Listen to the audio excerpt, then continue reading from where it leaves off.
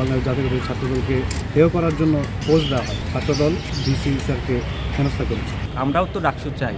এই সিন্ডিকেটের অধীনে তো কোনো গণতান্ত্রিক ডাকসু হতে পারে না। বিভিন্ন ধরনের বানোয়াট তথ্য প্রদান করা হয়েছে, সেটার আমি চরম বিরোধিতা করি এবং প্রতিবাদ জানাই। বিভিন্ন জায়গা থেকে স্লোগান হচ্ছিল যে ডাকসু চাই, কিন্তু ডাকসু নিয়ে আমাদের সাথে ভিসি বা পক্ষের কোনো ধরনের কথাবার্তা, এই ধরনের কোনো ইন্টারাকশন হয় না। গতকাল রাতে আমরা খবর পেয়ে সরাসরি ছুটে যাই এবং সেখানে আমরা খবর পেয়েছিলাম সিন্ডিকেট মিটিং হচ্ছে এবং সেখানে 3 জন আওয়ামী শিক্ষক সেখানে উপস্থিত থাকবে, যেটি আওয়ামী আমলের একটি সিন্ডিকেট, ফ্যাসিবাদ সমর্থনকারী একটি সিন্ডিকেট।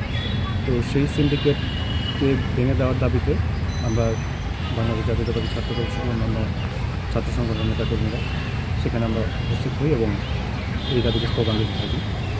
তো এক পর্যায়ে ছাত্রদের মধ্যে একটি অংশ, তারা কোন পরিচয় সেটি আসলে নিশ্চিত নয়, তারা অর্থাৎ এই আওয়ামী সিন্ডিকেটের কাছেই তারা ডাকসুর রোডম্যাপ দাবি করতে থাকে। তো সেখানেই মূলত কনফ্লিক্টটা হয় যে এই আওয়ামী সিন্ডিকেট যারা ফ্যাসিবাদের দোষক, তাদের কাছে কীভাবে ডাকসুর রোডম্যাপ চাওয়া যায়। তো এটিকে, এই ঘটনাকেই কেন্দ্র করে ঢাকা বিশ্ববিদ্যালয় শিক্ষার্থী সংসদ 2 নামে একটি গ্রুপে বাংলাদেশ জাতীয়তাবাদী ছাত্রদলকে হেয় করার জন্য যে একটি পোস্ট দেওয়া হয় যে ছাত্রদল ডিসি স্যারকে হেনস্থা করেছে। তো তারই প্রতিবাদে 12টায় গতকালকে সাধারণ শিক্ষার্থী নামে একটি গোষ্ঠী, তারা ডিসি স্যারের বাড়ির সামনে ডিসি চত্বরে তারা বিভিন্ন বিক্ষোভ করে। তারা এটা প্রতীয়মান করতে চায় যে বাংলাদেশ জাতীয়তাবাদী ছাত্রদল ডাকসু চায় না, ডাকসু বন্ধের জন্য তারা প্রশাসন বা ডিসি স্যারকে চাপ দিয়েছে। অথচ এরকম কোনো ঘটনাই সেখানে ঘটেনি। সেখানে যা হয়েছে, দাবি করা হয়েছে 1 নম্বর, ডাকসু আমরা চাই, তবে এর আগে আওয়ামী সিন্ডিকেট ভেঙে দিতে হবে এবং এর আগে ডাকসুর যে গঠনতন্ত্র রয়েছে সেটা অনেক পুরনো। বিশ্ববিদ্যালয় ক্রিয়াশীল বিভিন্ন সংগঠন তাদের বিভিন্ন খসড়া গঠনতন্ত্র তৈরি করে প্রস্তাব দিয়েছে এবং দিচ্ছে। সেই কাজগুলো আগে করতে হবে। সেই কাজগুলো করা ছাড়া ডাকসুর রোডম্যাপ ঘোষণা করা তো যৌক্তিক নয়। তো আমরা আসলে সেই দাবি নিয়ে গিয়েছিলাম। আমি ওইখানে যাই সন্ধ্যা 6টার দিকে। তো আমার সাথে আমার কিছু বন্ধুবান্ধব এবং জুনিয়র ছিল, বড় ভাইরাও ছিল সাথে। আমরা দেখি সোশ্যাল মিডিয়ায় লেখা হয়েছিল যে 6টার দিকে সিন্ডিকেটের একটা মিটিং ডাকা হয়েছিল। তো আমরা মেইনলি ওইখানে গেছিলাম যে এখনও আওয়ামী বা নীল দলের যেগুলা শিক্ষক আছে সিন্ডিকেটে, তারা এখনও কীভাবে ওই জায়গায় থাকে সিন্ডিকেটে। কারণ গত 17 বছর এবং এই আন্দোলনের সময় এই সিন্ডিকেট বা নীল দলের শিক্ষকদের একটা প্ররোচনায় আন্দোলনের মধ্যে তারা আমাদের ওপর হামলা করছে এবং কফিন মিছিলের মধ্যেও আমরা দেখছি সেসব শিক্ষকের ইন্ধনে গুলি পর্যন্ত করা হয়েছে, টিয়ার শেল মারা হয়েছে। তো তারা কিভাবে এখনও সেই জায়গাতে থাকে, এর বিরুদ্ধেই আমরা গেছিলাম সেইখানে। তো মেইনলি আমরা ওইখানে যাওয়ার পর আমরা দেখি যে একটা গ্রুপ আগে থেকেই উপস্থিত ছিল এবং আমরা ছাত্রদল হলেও আমাদের আরেকটা গ্রুপ ওইখানে আলাদাভাবে তৈরি হয়ে যায়। তো আমাদের 2 জনের দাবি ছিল যে সিন্ডিকেট আগে ভাঙা হোক। তো মাঝখানে তারা স্লোগান দেওয়া শুরু করে যে আগে ডাকসু চাই বা দ্রুত ডাকসু চাই।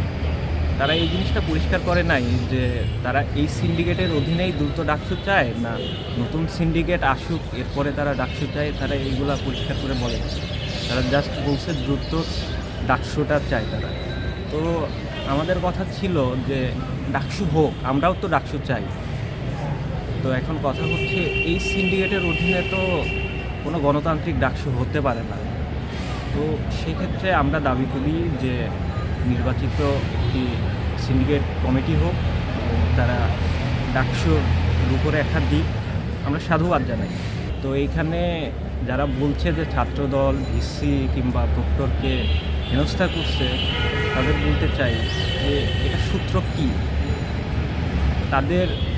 তারা তো সোশ্যাল মিডিয়াকে নিজেদের মতো করে কন্ট্রোল করে নিচ্ছে এখানে, আর আমাদের তো এখানে কোনো আলাদাভাবে বয়ান দেওয়ার কোনো নাই। 5 আগস্টের পর থেকে আমরা দেখছি যে ধারাবাহিকভাবে যে ছাত্রদলকে যেভাবে টার্গেট করে, মানে ঢাবি শিক্ষার্থী সাংসদের গ্রুপটাতে সহ বিভিন্ন ধরনের যে ফেক প্রোফাইল ইউজ করে থেকে শুরু করে বিভিন্ন আইডি থেকে ঢালাওভাবে ভিত্তিহীন মন গড়া যে ধরনের অপপ্রচার চালানো হচ্ছে, এটা আজকে নতুন না। তো তো সেটারই পরিপ্রেক্ষিতে গতকালকেও যে সিন্ডিকেট সভা, যেটা হচ্ছে আওয়ামী সদস্যদের নিয়ে যে সিন্ডিকেট, এটা তো আমরা সবাই কম বেশি জানি। তো শিক্ষকদের মধ্যে যে সিন্ডিকেট সভায় অংশগ্রহণ করে তাদের মানে ডাকসু সংস্কার না করে এখন হুটহাট করে যদি তারা ডাকসুর প্রচারণার কথা বলে, সেটাকে অবশ্যই আমরা গ্রহণযোগ্য মনে করি না। কিন্তু ছাত্রদল কিন্তু বেশ হেলদি একটা কনভারসেশনে টিচারদের সঙ্গে কথা বলেছেন, এবং এটাও তারা মেনশন করেছেন যে তারাও চায় যে শিক্ষার্থীদের গণতান্ত্রিক অধিকার আদায়ের যে ডাকসু, সেইটির সংস্কার করে গণতান্ত্রিক একটি নির্বাচনের মাধ্যমে প্রতিনিধিত্ব করার যে একটি বন্দোবস্ত, সেটি করার। ভিন্নভাবে যে ঢালাওভাবে যে অপপ্রচার মন করা ভাবে বিভিন্ন ধরনের বানোয়াট তথ্য প্রদান করা হয়েছে, সেটার আমি চরম বিরোধিতা করি এবং প্রতিবাদ জানাই। মাইনাস প্লাস যে পলিটিক্সটা আসলে সেই ধারাটাকে জারি করতে চেয়েছিল, এখন ডাকসু সংস্কার না করে গঠনতন্ত্র যদি পুনরায় বহাল রেখে নির্বাচনের আহ্বান করা হয়, অবশ্যই একজন ছাত্রদল কর্মী হিসেবে আমি এটি মেনে নেব না কখনোই। কেননা আমরা বিগত 16 বছর আমাদের যে ক্যাম্পাস রাজনীতি কিংবা ছাত্র রাজনীতি, সেখানে আমরা স্বাধীনতার সাথে করতে পারি নাই। 1 জানুয়ারিতে আমাদের আন্তঃহল ব্যাডমিন্টন টুর্নামেন্ট অনুষ্ঠিত হয়। তা আমাদের ঢাকা বিশ্ববিদ্যালয়ের ছাত্রদলের অধিকাংশ নেতাকর্মী ওইখানে সময় দিচ্ছিলেন যে ব্যাডমিন্টন টুর্নামেন্টটা যেহেতু 1 তারিখে শুরু হয়েছে, 2 তারিখে আমাদের দুইটা ভেন্যুতে খেলা হয়, টোটাল 5টা ভেন্যু, জিমনেশিয়ামের 2টা এবং ঢাকিম চত্বর 3টা ভেন্যুতে আমাদের ম্যাচ পরিচালনা করা হয়। তো এই সময় অধিকাংশ নেতাকর্মী আমাদের এখানে উপস্থিত ছিলেন। এখন যারা আপনার দায়িত্ব পালন করছিলেন না বা খেলার ভিতরে ছিলেন না, তারা কিছু দেখে যে আমাদের সিন্ডিকেট, যে ঢাবির যে নীল দলের যে সিন্ডিকেটটা আছে, সিন্ডিকেট মিটিং ডেকেছে সন্ধ্যার সময়। ওই সিন্ডিকেট মিটিংয়ে তারা যাতে নীল দল কীভাবে এখনও 5 আগস্ট পরবর্তী সময়ে সিন্ডিকেটের মেম্বার হয় এবং এখানে সিন্ডিকেট সভা করতে পারে, এর প্রেক্ষিতে আমাদের কিছু ছাত্রদলের নেতাকর্মীরা ওইখানে উপস্থিত ছিলেন সাধারণ শিক্ষার্থীদের সাথে। এর পরবর্তীতে যেটা হয় যে বিভিন্ন জায়গা থেকে স্লোগান হচ্ছিল যে নীল এই ডাকসু চাই, এই ধরনের স্লোগান আমরা শুনতে পেয়েছিলাম। কিন্তু ডাকসু নিয়ে আমাদের সাথে ভিসি বা পক্ষের কোনো ধরনের কথাবার্তা, এই ধরনের কোনো ইন্টারাকশন হয় নাই। আমরা ওখানে মূলত গিয়েছিলাম যে নীল দলের সদস্যরা কীভাবে সিন্ডিকেট মেম্বার হয় এবং সিন্ডিকেট সভা করতে পারে, এইটার দাবিতে।